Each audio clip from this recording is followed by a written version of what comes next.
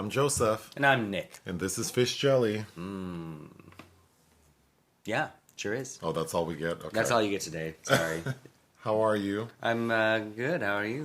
Okay. I went to the dentist on Friday. Yeah. And I like the dentist. I think she's done good work. But on Friday, she said I needed a crown replaced, which wasn't broken or anything. She just said that there was some, like a gap, which exposes the tooth to decay. So it would be a good idea to replace it. But getting it off was very difficult because it wasn't cracked or anything. So in the process of her trying to get it off, as she was drilling, she slipped and like the drill pierced my tongue. So I was numb. I didn't feel it. There was blood, a lot of blood, but I didn't see it because I was laying down. But when I got up, she explained to me that what she had done, and there was gauze like all over the tray, like filled with blood.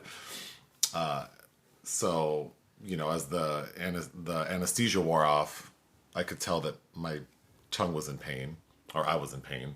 So my mouth hurts right now. Oh. Is what I'm trying to say. Okay, so you're going to be economical with your words? Is that what you're saying? I mean, I've been talking a lot this weekend anyway. Oh. But I was going to bring up, I posted a meme on Friday. Did you see it, the Nicki Minaj one? About her butt? Yeah. Yeah. So I got a couple of comments about it, and then it got taken down, not from my account, but because I shared it from another account. I saw Jackie Beat. Jackie Beat, and then it was removed off Jackie Beat's account. So then, of course, it's off of mine. But I just wanted to address that because I thought the comments I received, you know, I have family members and people I know who follow me. I don't follow them per se, who don't necessarily take COVID seriously, don't want to get vaccinated. And I think I posted that meme because I thought it was funny. Just this image of Nicki Minaj from like 20 years ago looking like a human being. And then now Her butt journey. I mean, she looks deformed. She looks like Howard the Duck. But that's her business. If she wants to look like that, good for her.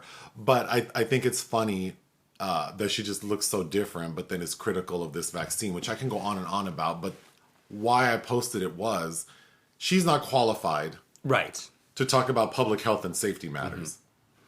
She doesn't have a master's degree in public health and safety. She doesn't have a medical, she's not a medical doctor or have a PhD in any sort of science related to what she's talking about. So she's just not qualified to talk about it. That's why I posted it. But yeah, I don't want to go on and on Wait, about. what kind of comments were you getting?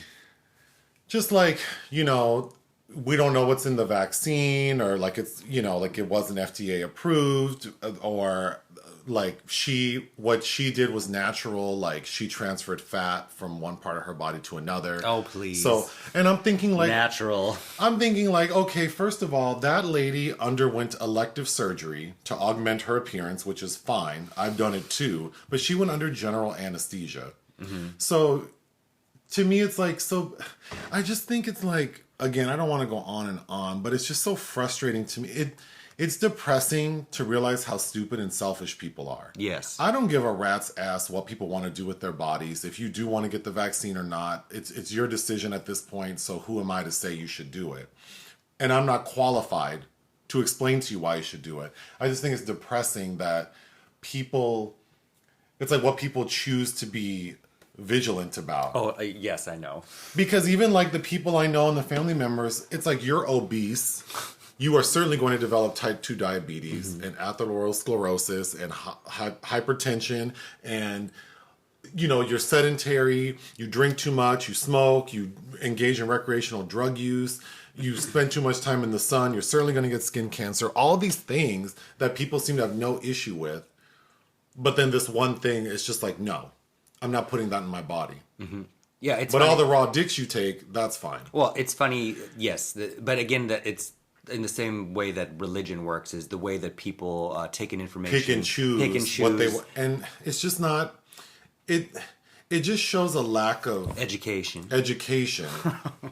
And I don't mean a formal degree. I just mean the ability to like seek out the truth.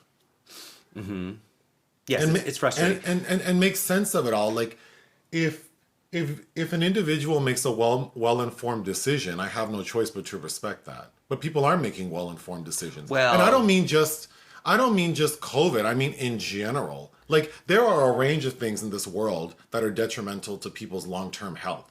And people just don't give a rat's ass. Well, so why are we surprised that people don't want to do what makes sense today? I'm not surprised. And what's upsetting about Nicki Minaj, I think, is, for the platform she has, how irresponsible it is to just talk bullshit. But, it's like when she was going on about wanting to be number one about one of her last albums and talking about how she's like Harriet Tubman out there eating that rice. And it's like, well, she's just obviously doesn't care about sounding educated about what she speaks about. I just want to really, if I had a message I could share with everyone, it's like, be careful who you listen to. Mm-hmm. Like, don't take advice from people who aren't qualified to give that advice. Nicki Minaj is qualified to give advice on rap and how to spend money. There you go. That's it. Mm-hmm. I'm qualified to talk about hair. I have a license to do so. Mm-hmm. So that's the advice that I should be giving, right?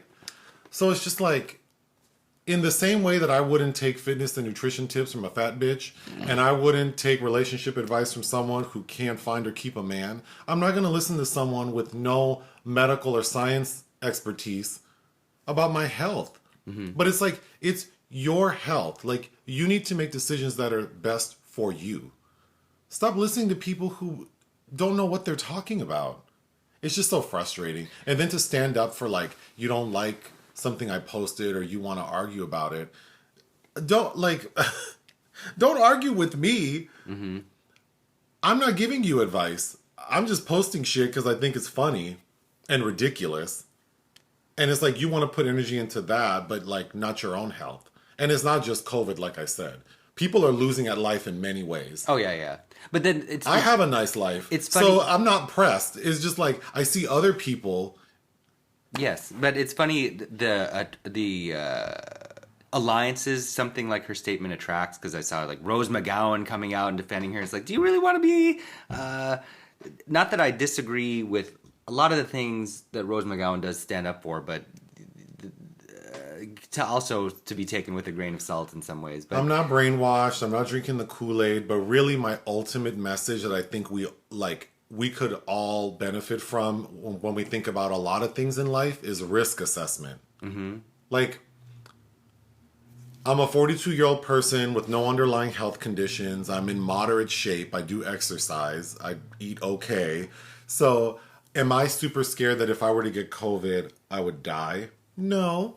But I think I am trying to follow expert advice. I did get vaccinated. I do wear a mask when I'm in public. For the most part, I do go places where vaccines are required to enter, and I don't wear a mask. So I'm doing a risk assessment, mm-hmm. and I'm comfortable with that. But it's like oh my God, like people in Vegas complaining, like because I know so many people in Vegas, the rhetoric for this past year and a half has been like the economy, like we can't keep doing this because the economy. You think a virus cares about the economy? No. Just because you're tired of something doesn't mean eventually it goes away. You have to take action. Just like how people have shitty credit because they want to ignore it. It doesn't go away. It just doesn't go away. Just because you're tired of wearing a mask or you're tired of not being able to go to Disneyland or whatever, that doesn't mean that all of this is going to go away. We have to take action. We have to do something. Well, I think part of that action is you should have to be vaccinated to go to any of these public places. But I want to get off that topic. I just want to say that I'm not here to tell people what to do. I'm not qualified to give any advice except to say how people look bad. Okay. That's the only thing I'm an expert on, is people looking ugly. Like, that's it, and how to look better. So anyway, moving on, we watched the finale of Drag Race Holland. Uh-huh. Vanessa Van Cartier won. Yeah. So a trans woman won All-Star 6 last month, mm-hmm. and then this month a trans woman won Drag Race Holland.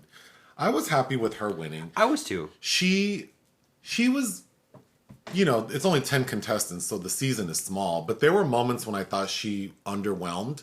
Yeah. But she really did kick ass in the finale. I agree. Yeah, after watching the finale, it's like, she deserves it. Yeah, I felt good about her winning, and I think that platform would be better used in her hands than the other two. I agree. So I was happy with it. She looked amazing in that gold finale look. So good for her. And then we started Drag Race UK episode 1. Yeah.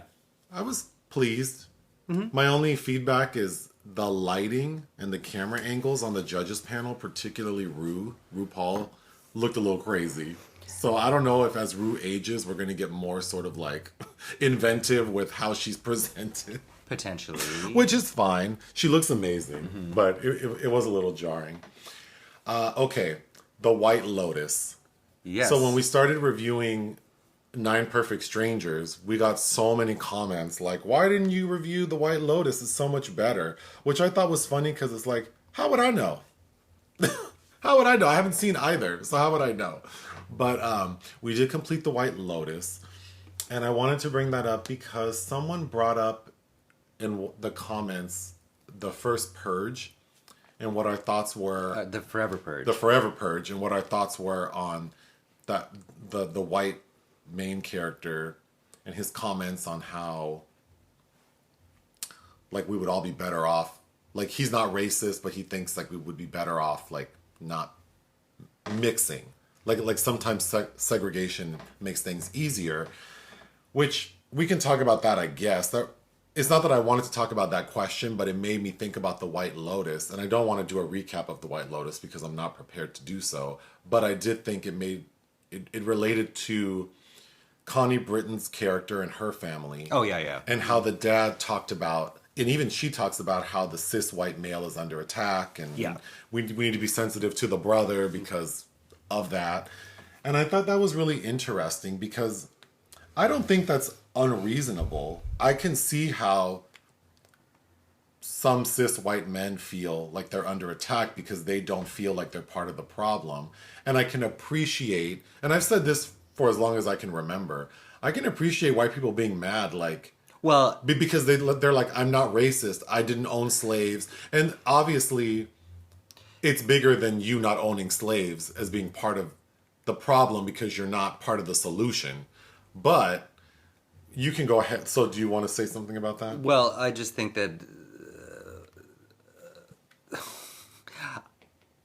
I think that viewpoint, well, there are a lot of problems with it and it's lazy. But I think we see a lot of that because white people never were forced to resiliency or taught, that it's that sentiment of like, oh, you just show up, you're a winner, and now we're told that we have to feel responsible or take a stance on anti-racism, for instance, and I was never responsible for that in the first place, so I just wash my hands of it, and it's that very selfish viewpoint still of really only caring about oneself. And segregation doesn't work. That's why we had segregation era America. Clearly, that does not work. Just because you are uncomfortable with dealing with something that doesn't pertain to you doesn't mean that you can just live in a bubble. Like I agree. That's not the answer. Like we grow when we're uncomfortable. We learn from others when we're uncomfortable. We learn about ourselves, and all you're doing is crippling yourself, I think. I agree, but I also can appreciate how some people feel like they're under attack. But it's like, Again, fragile spirits. It's like you don't want to get yelled at or be thrown in the heat of a moment, but it's like, well, buck up, deal with it. Like this is a problem that you are a part of, and you are on. Sure. If you're a white person, you are on the privileged side of it. So let's get past that hump and be grown. Well, we can move on to The White Lotus itself. So, yes, I agree based on all the comments we received that it is better than Nine Perfect Strangers. Oh, by far. It's significantly more engaging and fun. But I don't have any notes, but my immediate thoughts were Jennifer Coolidge was the best part. Yeah, she was and I quite do good. think she deserved her Emmy. The daughter of Connie Britton's character. Sydney. Oh, I hated that girl. Yeah, I wanted a shark to like bite off her appendages, but then she's still alive, so she could suffer. That's how much I hated that girl. And I also hated the rich Molly Shannon's son, Jake. What's his name? He was very unlikable, but I felt like it was very accurate for like a spoiled rich guy who doesn't see that he's like the problem. But in his relationship, I liked him so much in that Jenny Slate movie, Obvious Child. Oh, I'm sure that So, the actor seems like he's a great person. I'm sure, but yeah, that character was trash. Molly Shannon was frustrating, but she did a very good job. Well, she's worked with Mike White before in The Year of the Dog, so. The general manager or the hotel manager played by the guy from Looking. He, like... I'm trying to remember his name. I spent 4 years working in a hotel casino in Las Vegas, and I think it really does capture, like, how ridiculous... Murray Bartlett. Murray? Mm-hmm. Just how ridiculous these guests are. And I think, at one point, I think halfway through the series, I kind of got riled up because it really triggered me as to like just working in a hotel casino, then doing hair, and how people really do impose on service workers. Mm-hmm. Like Jennifer Coolidge, we really see that. It's Jesus, like you're paying me to do a specific thing for you, and then you burden me with all your bullshit. It's hard. It's hard to work all day dealing with that, and then you have to come home and decompress, and then people don't even want to tip you or don't want to treat you like a human being. So I think the series did a good job of demonstrating that. The overall storyline, I felt, I could see this being like a series that continues like every season. Maybe it's a different set of guests. I think that's what they're planning on doing. Or every season is like a different hotel. I think that's what I've read. Yes. So I would be very interested in that. I think that could be a lot of fun. But the first season, I felt like overall, not a lot was happening. I feel like they didn't really push a lot. I feel like it could have gone further. It could have gone further. But and the finale to me felt underwhelming only because I wanted some, and maybe this is more realistic than I wanted a grand catharsis that I don't feel for anyone. I don't even recall who died. Murray. Oh, that's right. See, I mean, nothing really hit... Armand, his character, rather. Yeah, nothing really hit me. I mean, the first thing that pops into my head is him shitting in old boy's luggage. But even that felt like, this is the limited extent of your vengeance on this person. Then that one girl setting up the employee to rob Connie Britton's character of her bracelets. That was a very tense episode. Yes. But yeah, I was entertained. And a lot of things to mine there. But yeah. I think that the best moment really is when Jennifer Coolidge, who has always been very forthcoming about her limitations as a human, but still imposes herself anyway, goes to Natasha Rothwell, Belinda, and gives her that money and is like, look. Yeah, that was a very good scene, I thought. I did want to know how much she gave Belinda. Sure, but we never. But I think the gesture is such that I was using you to fulfill my own kind of toxic. Yeah. That was well compulsions, done. But I decided I don't want to do that. But I know that I kind of led you on, so here's the payment for the emotional turmoil. Yeah. All right. So moving on to movies that were watched that were not reviewed. There are a lot of them. So. Well, maybe we should. Well, let's just start. Films that were released this week that we didn't make time for that we should have reviewed. I just have a long list of movies, so we can start with Bound. Okay. Well, I don't know. Where do you want to start? I wanted to start with what I just said. So. Well, I don't know. I have so many here. So tell me which one you want to start with. Well, Birds of Paradise, okay. Which we had planned on reviewing, we didn't make time for. What is that about? The ballet school in Paris. Okay, go ahead. Suspiria, Black Swan, reminiscent of a lot of other stories. But and I was very interested in it because of Jacqueline Bisset. But overall, it's a B movie, but interesting, and I think that you would have enjoyed it well enough. Next. I really wanted you to say that you would be interested in watching I'm Your Man, which played at Berlin earlier this year, directed by Maria Schrader, where Maren Eggert plays this scientist who, for funding on her own project, agrees to be part of this like love. She agrees to basically take a robot in her house, played by Dan Stevens, to act as her love interest and then provide feedback, but then actually kind of starts falling for him. Oh, which I think you really would have liked. But, okay. And I'm fine. We skipped The Starling, directed by Theodore Melfi of Hidden Figures and St. Vincent, with Melissa McCarthy and Chris O'Dowd as parents who have a child who's died of SIDS, and he goes off to basically nurse his wounds in a sanitarium, and she is a grocery store worker who bonds with a violent starling in her garden. It's so corny. It played at TIFF, which is how I saw it, and I really didn't like it. It is schmaltzy with a capital S.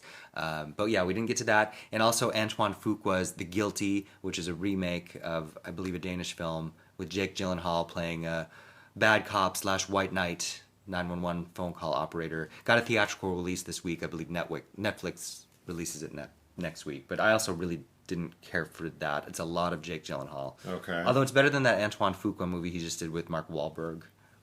Oh. What was that on Paramount Plus? Not Infinity. Infinite. Yeah, that's just straight up garbage. But next, those are all the releases for this week. Oh, well, I'll talk about one. So someone commented that we should review a movie called Prey, which is German. Well, yes, but so people comment about us watching a lot of things, and there's just no time to do we couldn't possibly. But depending on when I'm looking at my phone and when I see a comment, and if I'm sitting on the toilet, I had a moment, so I thought, oh, let me look up the trailer for Prey. So I go to YouTube and type in Prey trailer, and I watch the trailer for the wrong movie. Oh, God. So the movie I watched the trailer for is a 2019 film, and it's about this younger woman and man who like the man gets trapped on an island, like his boat capsizes or something, and then they're being stalked. So that looked like corny fun. So I thought, oh great, I'll watch it. So one day last week while I was working, I had it on in the background, but then I realized oh, it was the wrong movie. So then I watched this 2021 German film on Netflix, and I have to say it wasn't as fun. Okay. The story's very basic. It's about these 5 guys who are out hiking and kayaking or riverboating, whatever.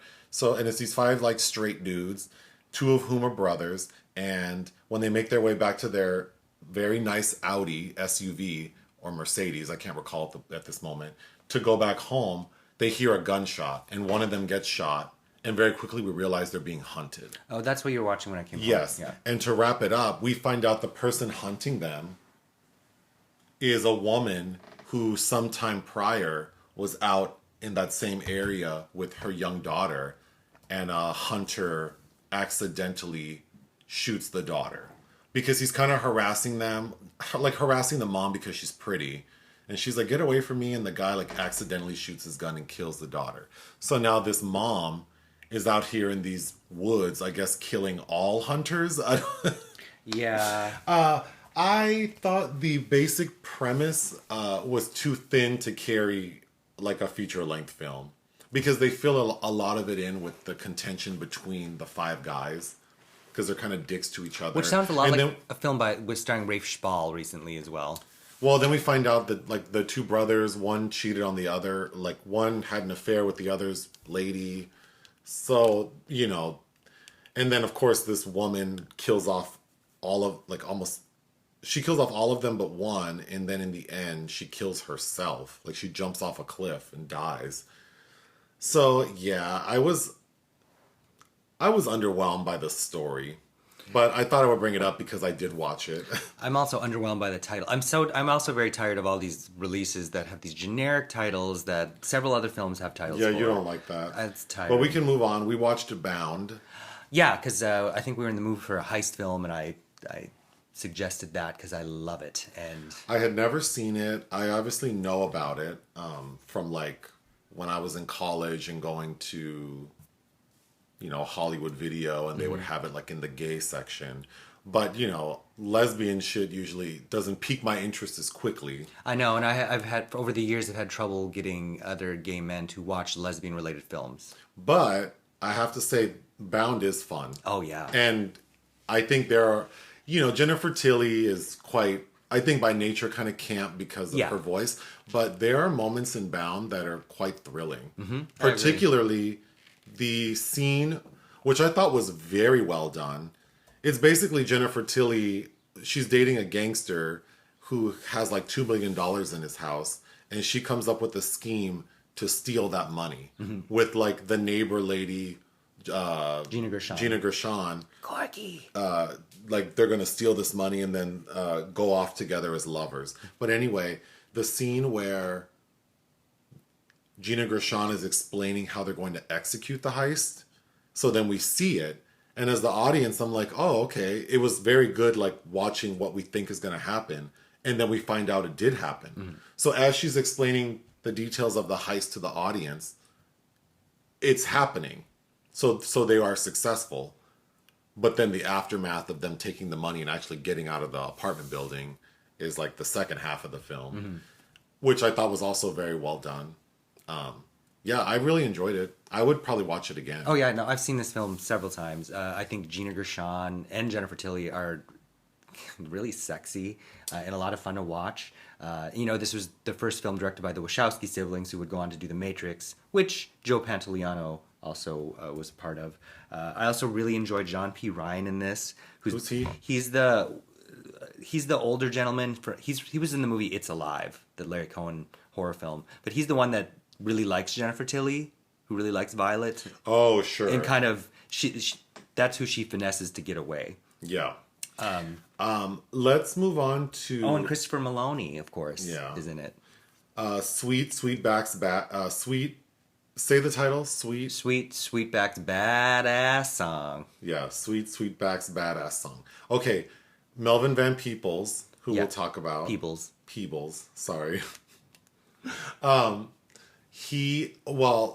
Do you want to bring this up? Because you watched more than one of his films. Yeah. Mm-hmm. Well, let's talk. Well, here we're going to get to the obituary section, but we have to bring up Melvin Van Peebles. He passed this past week. Yeah. And then coincidentally, you received... The day that he died, I received the box set. The box sets, Melvin Van Peebles, the Essential Films from Criterion for review. Which was weird. But I remember I opened the mail and I'm like, look!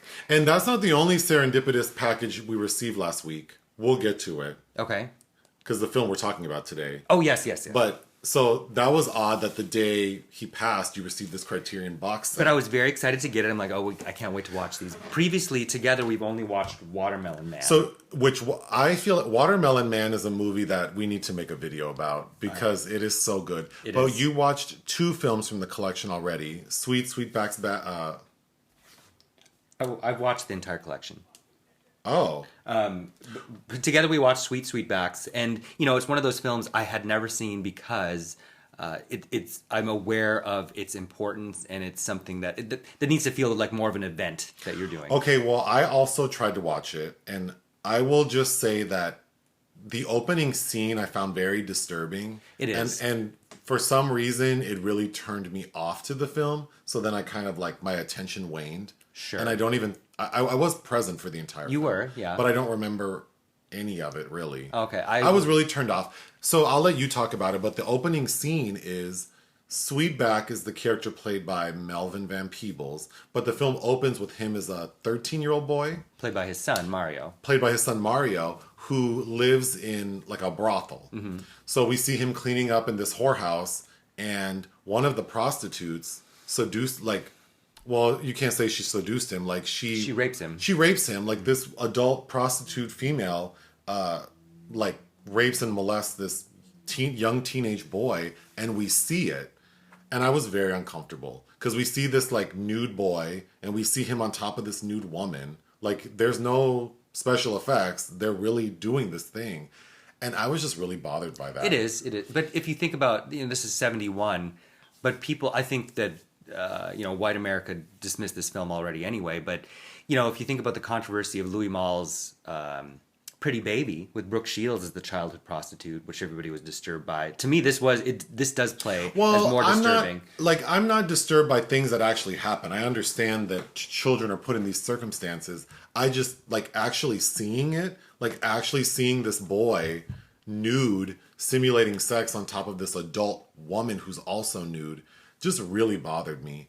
And but you can go ahead and keep talking about it. Well, no, I think it's a fascinating film, but it's clearly an example of guerrilla filmmaking, because he did what he could with very limited resources, and I think that's obviously clear. But of course, I think he's a striking film presence, and the notion of this sex worker that becomes the leader of the revolution is fascinating, and I think that he does a lot of very unique things. He does a lot of controversial, powerful things. There's a lot about gender and sexuality in it. Interracial relationships. That seems quite provocative for 1971. I think but even the way that some people still think it is a provocation.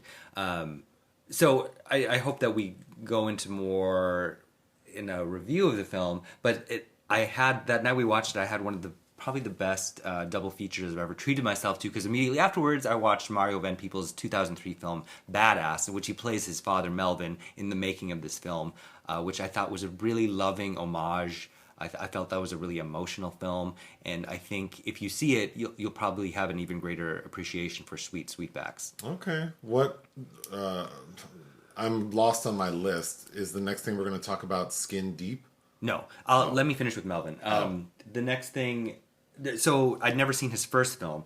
If you read about Melvin Van Peebles, he is fascinating. But because of course Hollywood was not open to a black filmmaker in the 60s. So he moved his family to Amsterdam, and he ended up making, he taught him, and his first film was a French film, ostensibly The Story of a 3-Day Pass, about a black soldier that falls in love with a French white woman, but is a very insular film.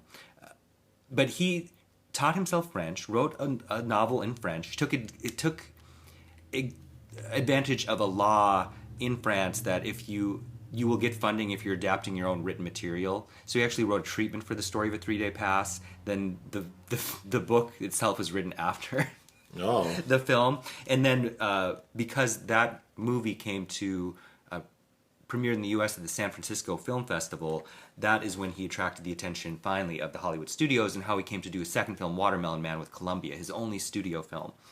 And notably, he walked away from a 3-picture Columbia deal to do Sweetbacks. But anyway, Story of a 3-Day Pass is really inspired by French New Wave filmmakers. It's a beautiful looking film.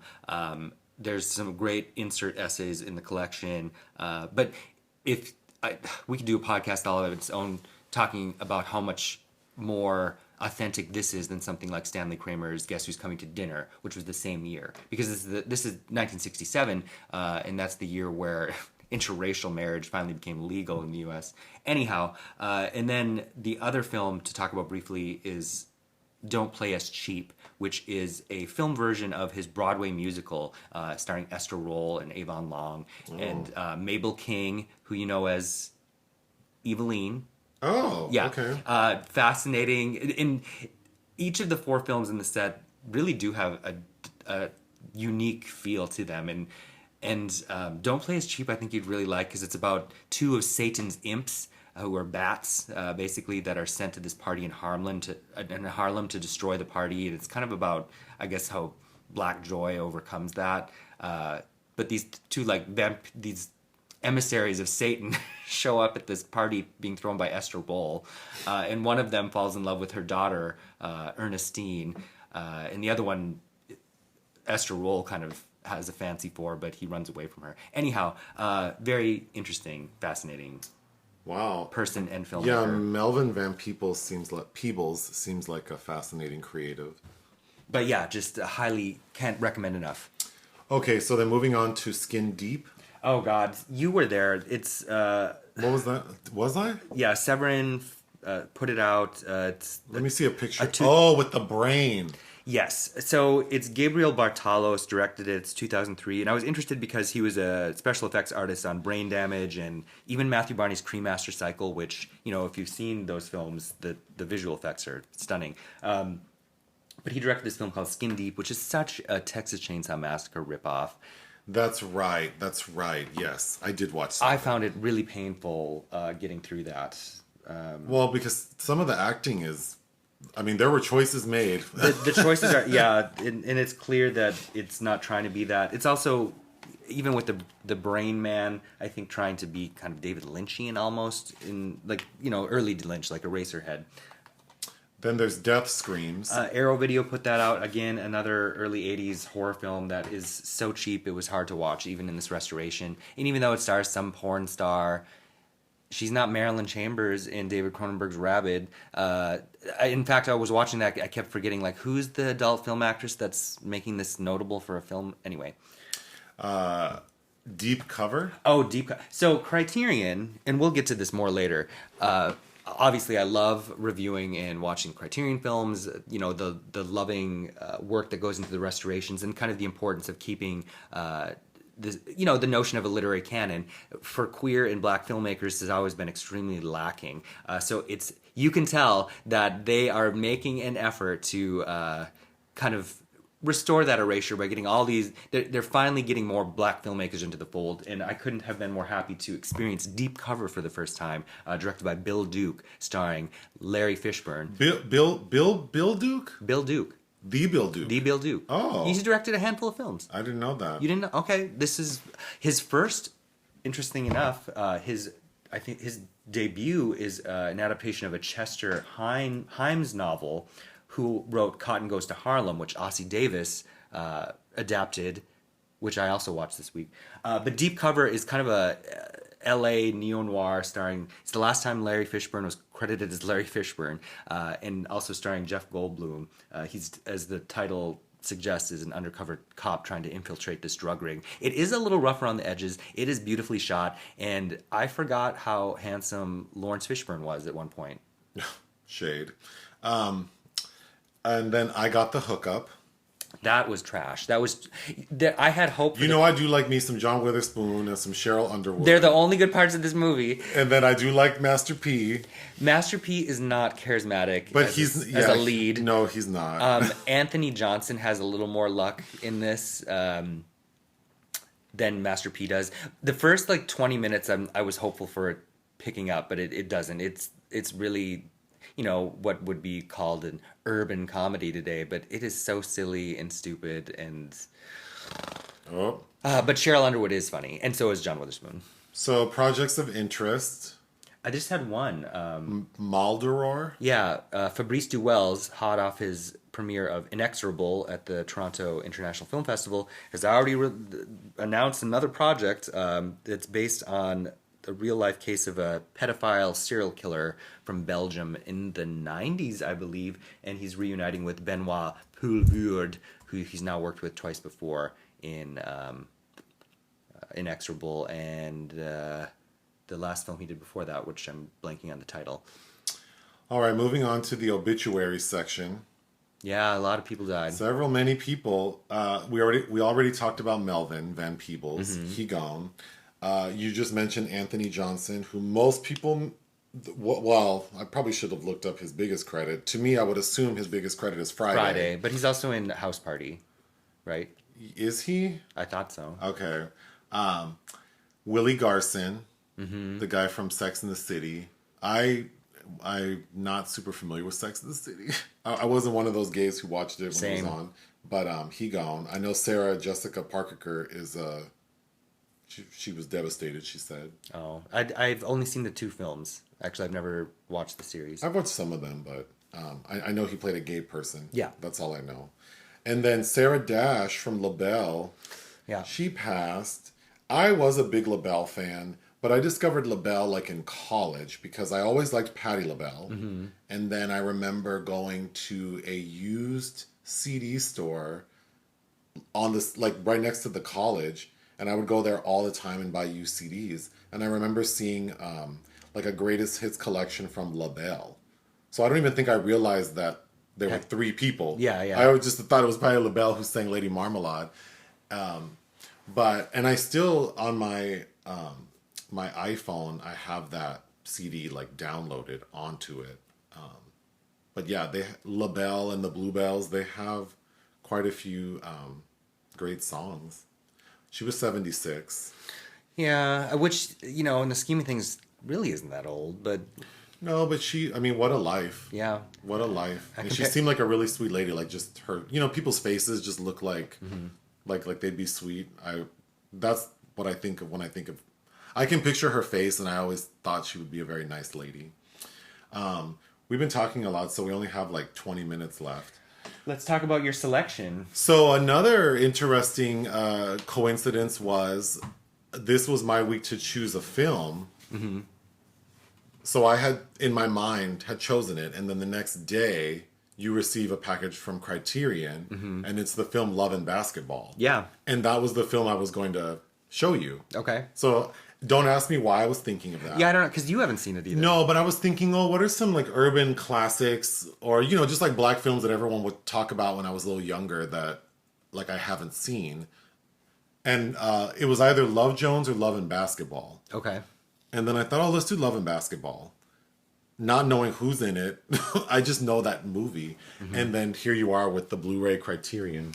So we watched it. Notably the first black American woman to have a Criterion film in the collection, because Yuzan Palsi's A Dry White Season, she's from Martinique, but she's notably the first black woman to direct a Hollywood studio film that got theatrical distribution, which has Marlon Brando in it, darling. That's part of Criterion already, but this is the first African American woman. So Love and Basketball, directed by Gina Prince Bythewood. In 2000. Okay, yeah. The basic story is, it revolves around the characters Monica and Quincy. Monica is played by Sanaa Lathan, who did Beyonce, and Omar Epps, who's married to Keisha from Total. All right, so we see them in the early 80s as kids. They live in Los Angeles in a very nice area. Think like Ladera Heights or Baldwin Hills. And Quincy's dad plays for the LA Clippers, so they have money. They live in a beautiful home, and their next door neighbor. And his dad's Dennis Haysbert. His dad is Dennis Haysbert. And mom is Debbie Morgan. And Monica, her dad is like a successful banker. It would appear that he's like a bank president or something. Played by Harry Lennox. So, these like beautiful black people with beautiful lives living in LA, and they meet as kids. And they become quick friends. Initially, they are like, Quincy asks Monica, like, do you want to be my girl? But she's like a tomboy, and she doesn't want to be told what to do, which we can get into, because I think she's influenced by her mother's behavior. But they end up not being romantic at the age of 11. So they just end up being friends. And then we flash forward to, like, 7 or 6 years later? 88. Yeah, 7 years later, they're in high school, and they're both playing basketball. They're both very good. They're both attempting to get recruited to USC, and they are. Sort of the back and forth is that Quincy's dad really wants him to get an education first, but Quincy just wants to be drafted to the NBA. And he is, and he chooses to drop out of school. He does that because his dad cheats on his mom, and we'll get more into that. And then Monica, her and Quincy in college decide to like get together. Or actually before they go to college. Yeah. Like at the night of their prom in high school. So they end up breaking up because Quincy feels like Monica's not supportive of him during his time of pain when he finds out his dad cheated on his mom. So they break up. Then we flash forward again 5 years, and Monica's playing professional basketball like overseas. In Barcelona. And Quincy's playing for the Lakers. Quincy tears his ACL, so he can no longer play. Monica comes to visit him, and she's decided to quit basketball because she doesn't love it anymore. But we find out Quincy's engaged to a woman named Kyra, played by Tyra Banks. But the end of the film is Monica realizes that the reason she doesn't love basketball is because he's not a part of her life anymore. her life, and which, you know, we can get into that. I thought it was a little crunchy, but she says, well, let's play for it. She's like, I'll play for your heart. I'll play for your heart, a one-on-one basketball game, and they play, and she loses, but then he says double or nothing, which is meant to imply like, I'm not going to marry Kyra. Yeah. And then we flash forward again a couple years, and we see that they're together, they have a kid, And she's playing ball. and she's playing professional basketball in Yeah. the United States. Yeah. All right. Overall, there are many aspects of the story and about the film itself that I really, really liked. Mm-hmm. So I think it's a very good movie. I really liked it, yeah. Yes. Should I just go through my notes quickly and then you can add on to them? Sure. We have 15 minutes. Okay. Okay. I really like the music. Oh, yeah, the soundtrack's great. Yeah. The soundtrack is excellent. The one, like in the beginning of the film, when little Quincy tells little Monica, "You want to be my girl?" and she goes, "What I gotta do?" and he's like, "Well, we can play basketball together. We can walk each other to school, and you have to kiss me." And then they kiss, but then things fall apart Very quickly. because he says, "Well, you need to ride on my bike." That's what boyfriend and girlfriend do. My dad drives my mom everywhere. And she's like, "I don't need you to take me anywhere." And he gets mad. So they start fighting. So it's very clear Monica is a very independent young person. I thought it was funny because how many movies have we seen like where there are high school dances and these kids don't know how to dance? And usually it's like, what song are they dancing to? Because it's not the song that's playing right now. Right. So I think it's funny. It's so rare that we see a movie where we're watching kids dance who can actually dance and it matches the music. And I'm not going to say that it's because they're black, but this was Crenshaw High School. So, so I thought that was fun. Something I didn't... there are two things that I think didn't work for me. A minor thing is there is a plot point of Monica at USC playing basketball, and then we have these other players, the other female players, and it would appear that those actors are actually basketball players. Probably. So their acting is not the best. Sure. So But it's so peripheral. Well, but it's enough that it had an impact. Like, Okay. Okay, but the bigger thing is, or the biggest thing is, I don't know that Monica and Quincy have any chemistry. I think they worked better as friends. But to see them... This is what I wrote down. It was creepy seeing them being sexual for the first time. Because they really seemed like... It seemed incestuous. Yeah. They have more chemistry as friends. And an example of that is, you know, we see them having sex. And that was cringy to me. But then after... Quincy finds out his dad cheated on his mom, he goes and talks to Monica about his feelings, and then that felt so real to me. Right, but they understand. I think they are attracted to each other, but there's an intimacy that's they share in a bond, in a passion for something that's rare too. But, you know, for as experienced as I am, I don't have any experience being a teenager and having any sort of romantic relationships. So maybe it just seems weird to me because I have never experienced that. I think it's really well written because we're both made to understand their backgrounds they come from and the behaviors of their parents that have kind of influencing how they're approaching one another and how they're resisting one another. Sure. Like yes. her with her mother and him with his father. And I think that their initial talk as children about being boyfriend, girlfriend, you know, they have this playful competition with one another, but there's this ownership thing going on. Plus, keep in mind, you know, we're talking about black women in sports and filmmaking and kind of this omnipresent feeling of invisibility. Sure. And having to prove herself, which also really ties into Monica's characterization. Yeah. And I think why there's kind of a lack of chemistry because she's so set on this one goal, this one passion. I agree. I think so. The character feels very flat, but it's on purpose because, like you said, she has this sort of singular vision or goal in sight, which is basketball. But I think where it kind of lost me, and again, maybe it's just me because again, don't have a lot of romantic experience as a teenager. Also, I don't like basketball. Which is probably why I avoided this. I mean, this came out when I was in 10th grade, but it's like, oh, sports movie, not going to watch it. Yeah. So yes, I agree, but she does seem very flat. So, she doesn't exude a lot of emotion. So then when she is sort of showing romantic interest in Quincy, it just feels kind of like, okay. But I think you explained it well. Again, really liked seeing like black people doing well.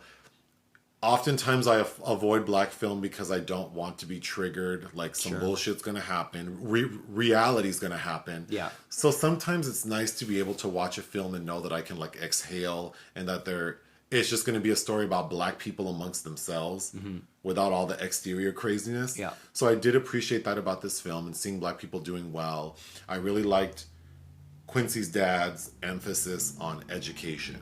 Like, he really wants his son to take advantage of his educational opportunities and not end up like him, albeit a successful NBA player, but feeling like he's limited. So I did like that. I mean, even in all the peripheral details, it's you got somebody at a game reading Tar Baby by Toni Morrison, or when she's in Barcelona, she's watching Family Matters in Spanish. I wrote that down. I thought that was cute that she's watching cute, Family Matters in Spanish. I will say, though, that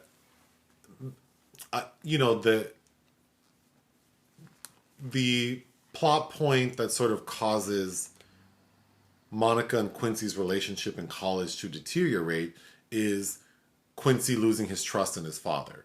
So now he sees women as like, his perception of women has changed, and he just drops Monica. So they don't see each other for 5 years. And in fact, he just starts sleeping with some other girl while he's with her. Played by Monica Calhoun. Yeah, he just like starts seeing another woman because he's mad that she wasn't there for him when he needed her. Again, I think that for the purposes of the story, it made sense. So yeah, I thought that was well done. Something that the film does that I thought was interesting is it's broken up into like quarters like a basketball game. And then not just with a title card, but also with scenes of Magic Johnson throughout his career. So like when he was like, I don't know, like he first won whatever you call it when you win an NBA championship, whatever that game's called. And then like when I don't know. Yeah, I don't know. And then also like when he gets drafted, maybe, I don't know. And then also when he announces he has HIV. And yeah. So that was interesting because we use this historical figure as a timeline marker, and it's because Monica says he is her favorite basketball player and she's going to be like him one day. Something that, well, like I said, there were a lot of things I found really interesting. I think the most interesting part of the story that I wished could have been more prominent is Monica's relationship with her mother, played by Alfre Woodard, who is always excellent as she is here. The best scene of the film to me is the best scene of the film to me also is with those two sort of confronting each other, as with Monica as an adult saying like, you basically never liked me. And then Alfre Woodard starts as saying that you've always looked down on me because I'm just a housewife. I thought that was so powerful, and I almost wish that would have been the focus of the movie. Sure. This relationship that I didn't get much from. You're not very romantically minded. But I'm not a romantic. And I found myself being kind of touched by the sentiment of her trying to win this game against him. After you said it did make more sense to me, and I did think it was sweet. And then when she realizes she lost, and you see the look in her face, then I did feel something. So I don't think it was corny. It's just that I thought, watching a woman sort of lose sight of her own goals over a man is always frustrating to me. And in this film, I don't think she does that. But I think the fear of like, is this character going to go down that road? Like, is she going to become preoccupied with this man? And ultimately it works out. But I think that's what's so interesting about it is how women across the board, I think, have to make these sacrifices. And the penalty they pay is, she's potentially losing out on, this love interest because she has to so doggedly pursue her professional dreams and goals that in a realm that is looking down on her and demeaning anyway. And I think that, you know, the whole portion of her overseas, and she has that dinner with an old nemesis, right? And talking about how we're treated like royalty here because they see us over here. They see us as equals, whereas in the U.S., they look down on women's sports. And I think it, you know, there's so much, it's so rich in all of these subtexts. I was pleasantly surprised. I would recommend it. What would you give this film? I'd give it 4 out of 5. I would give it 3.5 out of 5. I mean, it was developed through Sundance. It premiered at Sundance. Spike Lee produced it. I really liked the look of it. I think the supporting cast is fantastic. I mean, there are a lot of people in this film. Gabby Union's in there. Gabby, you know, I don't. Boris Kodjoe. I don't love Tyra Banks, but you know, she's in it. Regina Hall is. Oh, Regina Hall is Monica's sister, who I think is really sweet. Yeah, she is very sweet. Okay, well, we only have a couple minutes left, but what's coming up this week? I don't even know what this week looks like. Well, we got. I know I'm seeing a James Bond film, and there's Venom 2, and only you're seeing it though. Yeah. Yeah, I can't go because guests aren't allowed. There are a few other things, but yeah. Oh, I was gonna say, you know, that it's interesting how things play out, and Gina Prince Bythewood. One of our first date nights was seeing The Secret Life of Bees, which was her second film. Oh, I thought I watched that with students at the school I was working in. I saw that with you. You saw it with me in the Adina. Oh, maybe I'm thinking of Aquila and the Bee. Yeah, no, that's different. Yeah, no. This opened right around all that terrible things happened to Jennifer Hudson's family. Oh, shoot. Yeah, that was October of 2008. And then she also did Beyond the Lights, which I really, really liked with Gugu Mbatha Raw. Highly recommend that film. And then I really didn't like The Old Guard, her Netflix movie. She did that? She did The Old Guard. Oh, Gina, girl. Well, you know, it also elevated her status because she's already working on a new, you know, between Love and Basketball and Secret Life of Bees, that's 8 years. You know, and also the difficulty with women, particularly black women, getting back-to-back projects off the ground. You know, we still aren't really there yet. Sure. The way that male counterparts historically have done. So something like The Old Guard, I think definitely will elevate her and help her make other projects, because she's already working on The Woman King with Viola Davis and John Boyega. Oh. But I guess in closing, the quote that... Black women, only have like a minute. I know. Black women getting into Criterion, hot on the heels of Love and Basketball, will be becoming Regina King's One Night in Miami, which I believe is worthy of that distinction. But, you know, there are some people I want to see in here. Where's Ava DuVernay? We need to get something in there. I think either of her first 2 films are worthy, or Selma. But a quote that I thought resonated with the character of Monica in Love and Basketball from Ava DuVernay was, "If your dream is only about you, it's too small." Oh, well, thank you. Don't you think that's fitting? Yeah. Oh. Bye.